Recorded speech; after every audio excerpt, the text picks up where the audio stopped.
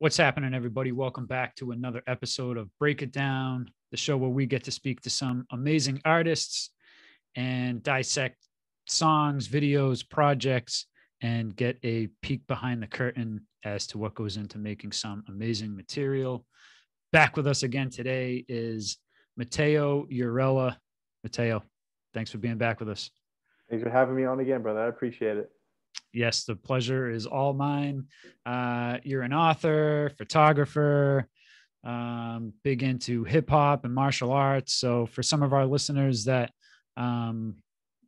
may know a little bit about you, let us know how you got into writing and what made you the person you are today.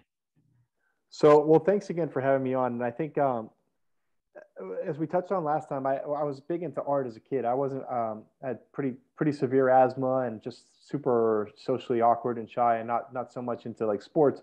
And so I just gravitated towards subcultures. And where I found myself was I really liked illustration, and I really liked artistic expression, and that's in comic books. And I just found myself in there. And then I gravitated towards martial arts and skateboarding and hip hop. And at the time, in the early '80s, I guess you could say, these were all subcultures. They really weren't what they are today in terms of commodities. And so I was always an illustrator, and I was always drawing, and that's where I saw my life going in terms of art and art school and becoming an artist. And then I just let that all be kind of fall to the wayside. And so when I discovered writing as another artistic expression or creative expression and an outlet, in conjunction with the internet, which just allows for so much freedom, I kind of realized that the reason I left all the illustration behind in my previous art life was I was getting a lot of heavy instruction from my professors and my teachers. And I just wasn't interested in learning how to do art, and that's probably not the right mindset, or maybe it is, but at the time, I just wasn't interested in getting instructions on how to express myself. I just wanted to do it. And so I just abandoned illustration. So when I discovered writing, and I discovered that you could just set up, at the time I worked on Medium, and you could just set up a free Medium site and write whatever you want. There was just so much freedom there that I just took it and decided to revisit all the subcultures that I was still a fan of. So boxing and martial arts and hip hop. I just decided to reach out to some folks and see if I could interview them so I could understand their creative process. And my inspiration beyond just the expression of it was to get a body of work that I could then leverage to make my own films. And so I have two screenplays that's really my end result that I'm trying to work towards. And so I've created a pretty big body of work for writing and for interviews to then leverage. Hopefully the next step will either be the movie, or maybe it'll turn into a graphic novel. But I guess the point is it's just an outlet to express myself in a different way, much like photography or illustration, or anything that anybody does now. Excellent. Today we want to get into Machetes Dipped in Rum, the oral history of Bone Thugs-n-Harmony. So let's break it down. How'd you come up with this title? So the title is a song lyric. So the title is, I think it's from, I can't think of what it's called. I think it might be from Mo Murder. So it's off East 1999, the Bone Thugs album, which, their best album, in my opinion, a classic hip hop album. And so the idea for the book at the time was just, I was going to write a short article about the 20-year anniversary of that album. Something like, I think it was the 20th anniversary. And doing the research, I just got so deep into the research that I realized, like we were talking about last episode, I just let the process go on and go where it needed to go. And where it needed to go was what the end result is, which is just this like kind of all-encompassing history of the group told through their eyes and told through many other people's eyes. And I just didn't see that project or that product existing anywhere on the market. And so I thought it was fascinating as the writer researcher to follow those breadcrumbs, but also kind of like the Wu-Tang book, this was a book that I would want to read myself, or that I would have picked up myself. And so the fact that it didn't really exist in any format was kind of enticing to me to create it. And I thought that's such a great line. It's just such a vivid imagery in the line with the Machetes Dipped in Rum and Bone Thugs, especially on that album. They have so much imagery in their lines, and it's very similar to Wu-Tang. That one's a little bit more tied to art because it's an art book, but I just really liked, I had the idea to make the lyric a title somehow, and that was just my favorite option, I guess.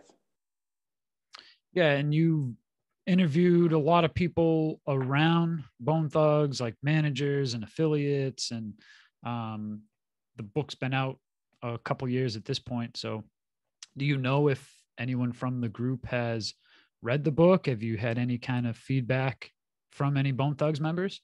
So I had Lazy Bone, Flesh, and Busy Bone, and Crazy Bone too. Actually, that's not true on Instagram. Crazy Bone. So Awesome. Crazy Bone, yeah, he said like I don't remember. It was a couple of years ago. I think he said like he liked it. It was pretty brief interaction or well done. I think he said like well done.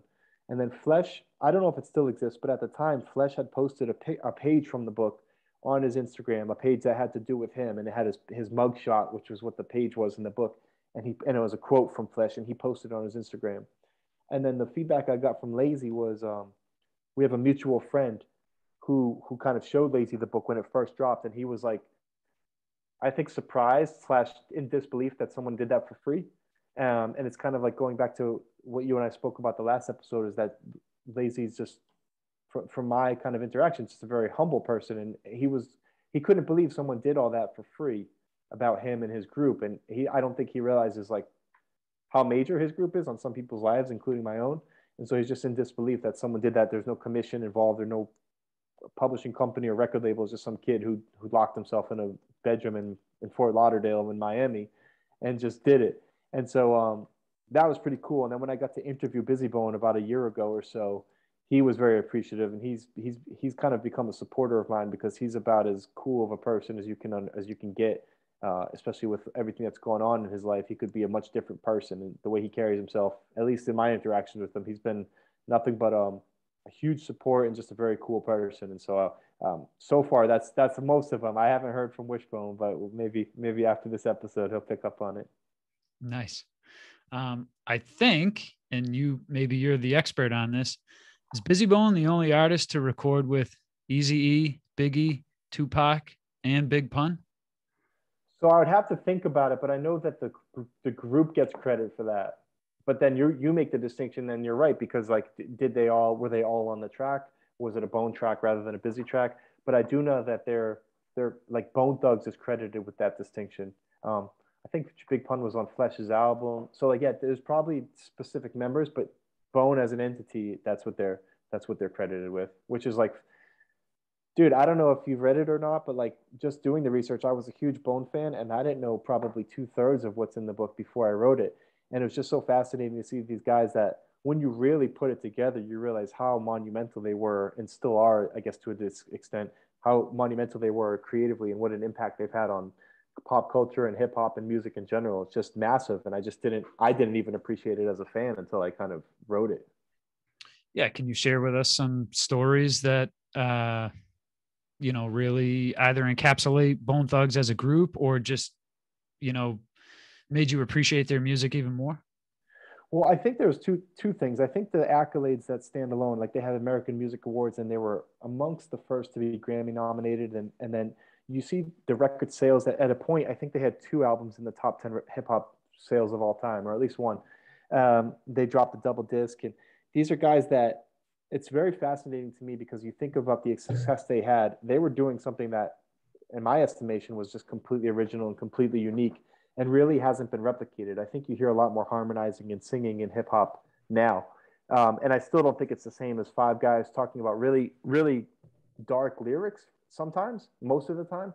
And yet they're harmonizing, they're singing, they're presenting songs that are really melodic and easy to listen to. But then you listen to the subject matter, and or if you read the book or read any interviews, you realize these guys come from some dark places and been through some dark things. So that alone was fascinating. And then if you think about something like uh, somebody like Busy Bone, will say, for instance, I think he has probably like 30 solo projects, something like that. And Wishbone has 0 solo projects. And so it's just like, if you read the stories of the infighting and how many times they've broken up and how many times they've gone on tour and there's only been 3 of them or 2 of them, or this guy's kicked out of the group or this guy's retiring. And yet somehow, I know they have actual blood ties, some of them, but they always come back to being like just these 5 guys. And it was a distinction I made recently. I was chatting with somebody about Wu-Tang versus Bone Thug, kind of a conversation, and how Wu-Tang has really branded themselves as a global entity, and they really operate as a business. And Bone Thugs operates completely dysfunctionally and not at all like a business, but they just seem so tight with one another, even in the very public infighting that they've had. I just feel like they care almost only about themselves in a good way. They only care about each other and themselves, and they're not really like they've not received the accolades they deserve. I believe one day they will. But if you really kind of see how they operate, it's just like five guys that are still trying to figure out how to get like where they want to go. But they seem to like be very tight individuals. So it's pretty cool to like to see that in a lens removed. That's awesome. Do you have plans to, now that you have your own publishing company, to put this out on your own? Yeah, that's, well, thanks for asking. Yeah, so that's actually the next step. We're actually already in the process of doing that. I've got cover art picked out. I've got a paperback and a hardcover limited edition cover art picked out by some really cool artists that are not connected to Bone, but just some really cool artists. It's just now just in the fundraising stage. And so we have to kind of figure out how to actually get it made and how to get the designer involved. And then once that's done, like you said, we've already started the publishing company. So it's really just, it's one step away from being out there. And typically I didn't really have much interest in doing that because I wanted it to live in the form that it lives on now.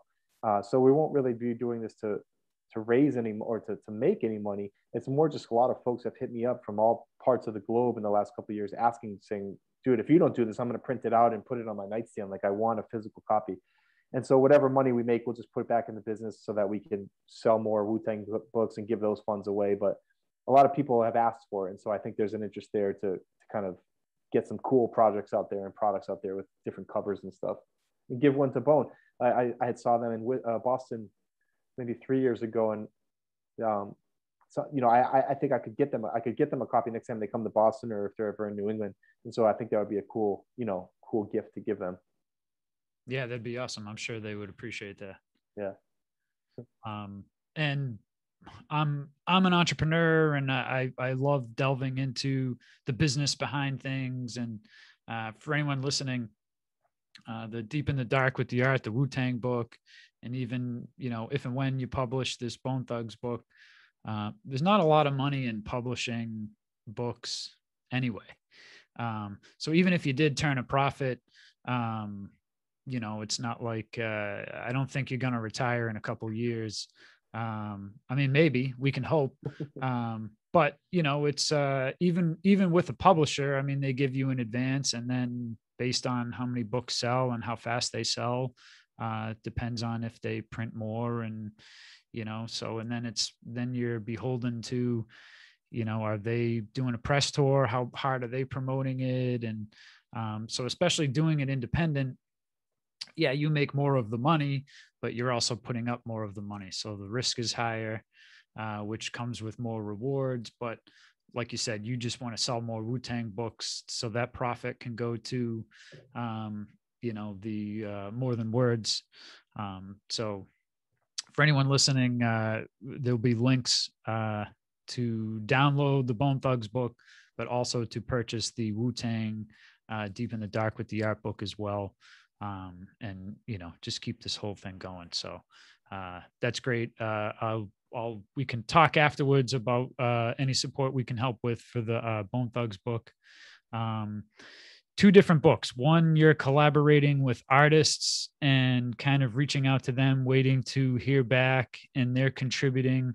But the Bone Thugs book, you're trying to reach out to artists, managers, whoever it might be, and, you know, glean some insight into helping you write this history. What was the hardest part in trying to get all this information? I think for me, just for me as an individual, the hardest part was easily the Wu-Tang book process, because I just had to wait on so many people, and I completely respected and understood why I was waiting, and I understood that I was asking for information or for pieces of art or sketches that wasn't either readily available or just this is not a priority for anybody but me. So I totally understood that. And so I guess it assuaged the waiting a little bit, but not really, because I just like to work at a different pace. And so the Bone Thugs book, I was literally, I mean, I was literally 7 days a week. It would be probably 2 to 3 hours a day on weekdays. So I'd work 2 jobs and I'd write at night. And then on the weekends, I'd work maybe 1 job or whatever. I don't really remember exactly the schedule, but I would work some days 8 hours in Miami, or I just lock myself in my room in Fort Lauderdale, and I'd have friends asking me to go out or, you know, whatever. And I would just like not be interested at all. So I just really wanted to like really, really go deep in the process. And so that was easy to do. It was easy to do 7 days a week and just commit yourself to the process, because I was so like, I was so much enjoying the research and the writing and how it was coming out. Um, and so that was like easy to do the work, and you can find the time to do the work even if it's at 2 a.m. The Wu-Tang book, like I just had to wait on so many people, and then I had to like just bide my time, and I didn't have any like structure to it. And so looking back on it, all the lessons learned, I could have done things a lot differently to probably condense that timeline by about 6 months or so. But just the way it happened to be, there was just so much waiting and kind of like it's not so good for me to wait. I kind of need to be working, and so it's like I wouldn't necessarily have. I would do the same project in the same way I did it, but I would structure the format like approach differently. So I would be taking care of stuff on the back end while still waiting on folks over here. Instead, I just did it almost step by step. Like this is this chapter, so I'm waiting on this person and not really carrying on. So like, yeah, I don't know if that answers the question, but it's just I'm not so good at waiting. So Yeah, no, that's okay. You have your own process, so that's, and you're in control of it. So, which also means the final product is it's all you. Is there a piece of history you can share with us that maybe will blow us away, or something that when you found out about it, it made you kind of rethink things? Or I think the biggest, so I kind of knew some of the stories, but just putting them together was helpful for me. But uh, when I wrote the book, I was working kind of with Medium. So what actually happened was Medium is just a free blog site if anybody doesn't know it. It was co-founded by Evan, who co-founded Twitter. And so there's a lot of funding behind it. But when I first joined on, it wasn't as big as now. I think they've gotten some Microsoft funding or Google funding. So it's pretty serious now. At the time, it was a little bit more of a startup. And so when I wrote the Bone book, it actually crashed their website for like a day or two and they hit me up like, bro, this is like not what we're really capable of hosting. wow. So yeah, they had to like I don't know what they did on the back end, but they felt really bad because I was so, like I said, I was working at a particular pace. And when they shut me down for a couple days, I understood and it was my fault, but I was also kind of like upset, because I was like, dude, I can't really work on this. And so whatever, that's a different story. But when that came out, they said, don't worry, like we're going to put this on the front page of our music sites. And so I didn't really know what to expect out of that. But what they did was they took it upon themselves to take the Busy Bone, basically the Busy Bone chapter. It's not exactly structured where each member gets his own chapter, but Busy Bone essentially gets his own chapter. And they put that on Q Point, which I believe it's defunct now, but at the time was a pretty prominent music blog and hip hop blog. So it was really an honor to be like on Q Point. But the reason I share that is because if you just read that article, it's still out there. If you Google like Busy Bone Q Point or whatever, you'll just read that chapter. And that's the most mind-blowing thing of, I would say, Bone Thugs book or Bone Thugs as a group. I mean, each one of them has their own interesting life stories, but to read Busy Bone's like horrible childhood, essentially, and lost a lot of family members as he's grown older. And if you see him on like Instagram, or if you ever get a chance to talk to him or listen to some of his music, he's like pretty carefree guy. Or like, again, I don't know him that well, but what I know him, he's like, I asked him, well, how are you able to kind of keep that mindset with everything you've gone through? And he's like, well, bro, I think his grandmother is like, somebody reminded him that somebody always has it worse. But he said it so genuinely. It was like, it wasn't just like that was his answer. Like that's just how he lives his life. And so it was just amazing. It was just amazing to see what some people have go through in life beyond Bone. And then to kind of keep in mind the perspective that somebody has it worse. Just that perspective alone has helped me in my own life. But then you just realize like this is one of the top, to me, he's like a top level MC. Him and Crazy Bone are, like could go against anybody. But then you realize like how many chances he had to mess up, or how many chances he had to quit or to go into something else or to just fall back. So it's just fascinating to see somebody go through so much like tribulations and not let it break them. To me, that's a special person. Even with anybody's mistakes or flaws, it's a special person that doesn't let like that level of craziness break them. That's great. I've listened to some of his newest album that just came out. I think it was a couple weeks ago. And I'm a fan of all the Bone. There's always at least a few good songs on their albums, solo or I don't know when the last group album came out, but I think Lazy Bone was a couple years ago. Crazy Bone and Lazy Bone, I think, did one a couple years ago.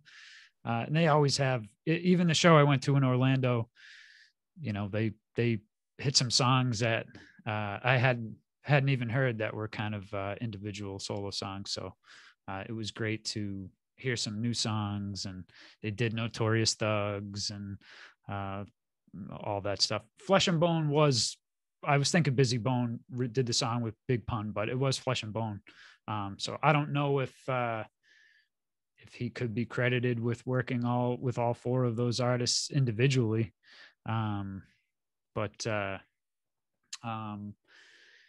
anything else from Bone Thugs you want to share with us? I mean, obviously we'll all click on the link and check the book out as well, but anything that you want to share with us that's some great insight into the group or just a good story? I think it's really important. I mean, it's my own personal opinion, but I just think it's important, and this comes after doing the research, to just like give those dudes their credit, you know. And I didn't necessarily understand their contributions until encapsulating it all, but like I think it's really important to give them their credit, both on a personal triumph level and also just what they brought creatively. I don't think there's anybody who's done something so unique, you know, so unique that's really worked and really not been replicated. I don't even know if they're influential because I don't see anybody doing what else they've done. I think Wu-Tang is probably more influential because it's easier to replicate. So I don't have, there's some cool stories in the book. You know, I think crazy shot Wish and went to jail. You know, it's like crazy stuff like that. You know what I'm saying? But, or like Busy Bone's relationship with Tupac and then with Johnny J, and like, you just see like these guys have really been around with a lot of people, and then they've influenced like Kendrick Lamar and Wiz Khalifa, and there's people that are like modern day, you know, stars who they've influenced, or ASAP Ferg. And so it's like, I think because they're a little bit disorganized, they've not received that necessarily attention. But hopefully it doesn't take a tragedy. But at some point, I think they'll get their recognition, whether it's a movie like Straight Outta Compton or their own TV show. I've talked to folks who are around them for many years who said they deserve their own movie or they deserve their own show. I think they're a little bit disorganized in terms of making that happen. Excuse me, but I just think it's important to kind of recognize their contributions. And I don't say that as somebody who did that himself prior to kind of really understanding it all. Yeah, maybe it's a better documentary where you can get each one individually, and then, you know, do it that way. But hey, you're working on screenplays, so maybe that's one of the next treatments you can come up with. So you've got the oral history of Bone Thugs. You've got the art book with Wu-Tang. I don't want to get ahead of ourselves, but are you thinking about the future? Do you know what you want to do next? Yeah, no, that's okay. So creatively, what I want to do is I want to pursue. So I have one screenplay that's really my dream project to make into a film, and it's somewhat about Boston, but it would be very much akin to Boston and being filmed there. But if I can't do that, I'm going to pursue making that into a graphic novel. I think that would be a kind of a cool outlet, or at least a cool possibility. So I really want to do that creatively, but actually, so next summer, I'm scheduled to go into the Coast Guard Reserve. And so what I'm trying to do is just get the Wu-Tang book and as many hands and as many eyes, just so people can enjoy it, and then just fall back, I think, a little bit creatively and just worry about getting, you know, my mental and physical shape in order so I can do that journey. But yeah, that's really it. I mean, I always have things that I want to work on, and then I have to kind of remind myself to like not do those things because you end up kind of getting into them, and it's hard to get out just because I like to just be working all the time. So I'm just trying to balance not doing much while pursuing things that maybe that require more of like a dedication to them. Awesome. Excellent. Matteo, let everybody know where they can find more about you and where they can get some of your books and material. Yeah, so Makai Forever, you can get the Wu-Tang book. That's one way. That's through us. You could go to Amazon or Newbury Comics or Get On Down. You can go anywhere. If you Google Deep in the Dark with the art, it will show you probably a dozen different book sites. For the Bone Thugs book, I think it's you just simply Google Machetes Dipped in Rum. It should be the only article with that name. Yeah, and so that's free. That's just an article right now that will flip into a book, just so you know, put another cool book out there. But hopefully, folks enjoy that. That's just a free book, and then all the profits from the Deep in the Dark Wu-Tang book go to More Than Words. So you know, obviously, any love there is appreciated. But hopefully, people just like the stories because they're a lot of fun to make. You know, aside from like how you get them, they're just a lot of fun to kind of make. So hopefully, people enjoy that too. Yeah, and I'm sure our listeners will enjoy this episode as well as the previous one. It's a little different from, promoting and sharing some music, and if they're a fan of our show, they're definitely a fan of Bone Thugs and Wu-Tang. So we appreciate your contribution to the hip hop scene, and we look forward to helping share and promote both of these as well as any future projects. So thank you for giving us so much time today. We appreciate it very much. Thanks for having me on again, brother. I really this means a lot to me, for somebody to see what you're doing and like want to discuss it, so thank you very much. Awesome. Well, hopefully we can do it again down the road. And to everyone tuned in, thank you for listening. We'll catch you again next time. Peace out. Peace. Thank you for tuning in to another episode of Break It Down. Subscribe to us on YouTube, Spotify, iTunes, or wherever you get your podcast. If there's a song or video you want us to break down with an artist, hit us up on social media at Own Lane Music, or hit the artist up directly and mention our show. Maybe we can talk to him. That's it, everyone. Peace out.